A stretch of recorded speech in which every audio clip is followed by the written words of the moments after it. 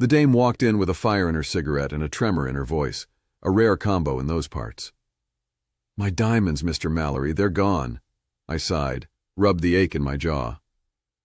The war had left me with more than just memories, a face that looked like it had shrugged off a few too many bullets, and a disposition to match. "Guns drawn, men missing. Inside job?" She waved a dismissive hand, her ruby ring catching the stale gaslight. It wasn't like that, it was different. Different?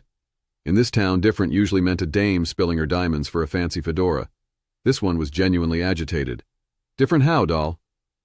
"Like a flicker," she stammered. "Everybody froze like the lights flickered out. Then they just dropped, like empty shells." She gave me a clipping from the latest paper, headlines screaming about a bank robbery. But the real kicker was tucked away in a small blurb. Witnesses described a strange futuristic vehicle. A vehicle? Out of the corner of my eye, the faint metallic scent of a ghost I hadn't seen in forever. "Historical Society," I announced. "Emily, they call her. Bright as a tack, with a doctorate in history before she was 20. Knew more about the dusty old world than most folks alive." Emily looked at the newspaper article, a frown knitting her brows. "Temporal displacement? But that's—" She took a breath. "Fantastical. Pure science fiction." Except, fantastical was starting to smell a lot like reality. "Meet me at midnight in the vault," I said, after a night of rummaging through the curator's files. The curator, my old friend, a guy who collected clockwork more than most men collected stamps. He believed in all sorts of nutty things like time travel. He met me, hunched over a table surrounded by antique clocks ticking in a syncopation that made my head spin. "You delve into places best left undisturbed, Mallory." "You know about the newspaper article, don't you?"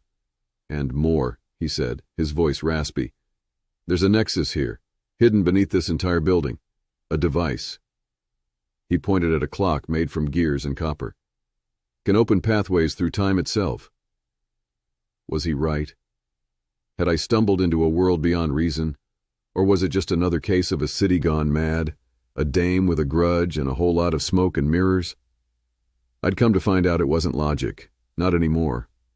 It was the invisible threads of history, spun and respun, a tapestry woven with more holes than sense, and in the swirling vortex of time, we were mere moths drawn to its flicker. We stepped into the nexus, the air growing cold, heavy with the scent of ozone and the weight of countless yesterdays. The world we emerged into was sterile, shining, unreal. Towers pierced the swirling clouds, holographic advertisements danced on every surface, people moved like automatons. This was New Zenith, 2045. This is impossible," I stammered, feeling the weight of the world shift beneath my feet. "Welcome to Kronos' masterpiece," a voice sliced through the sterile silence. A figure emerged from the shadows, dressed in a suit that seemed to shimmer with every movement. His eyes, piercing blue, held a cold, calculating gleam. "I am Phantom." "What's going on here? Who is Kronos?" I asked, my jaw clenched tight. Phantom smiled, a humorless, chilling rictus.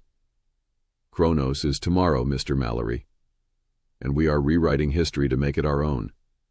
It's a little messy, a few inconveniences here and there, but the future is ours for the taking." We chased him through a labyrinth of chrome and glass, through holographic alleyways where memories flickered like dying flames. Emily, ever the historian, pieced together Kronos' dark plan, a series of temporal manipulations, altering key events to create a reality where their power was absolute.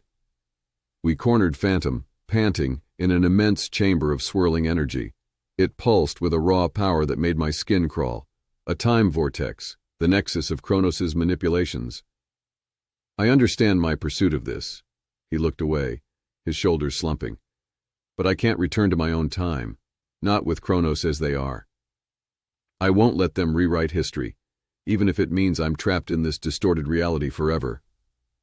And he was right. Stopping Kronos at this point was the gamble, the splinter of light in this twisted reflection of history. As the vortex began to drain Phantom's energy, I knew his sacrifice was coming. He'd be erased, his history erased, for the greater good. A single tear rolled down Emily's face. This wasn't justice. "Damn," I whispered, my voice catching. "Maybe," I replied, staring at the familiar grime of 1930s Chicago, a bitter smile playing on my lips. Sometimes the worst future is the only one we can protect ourselves from.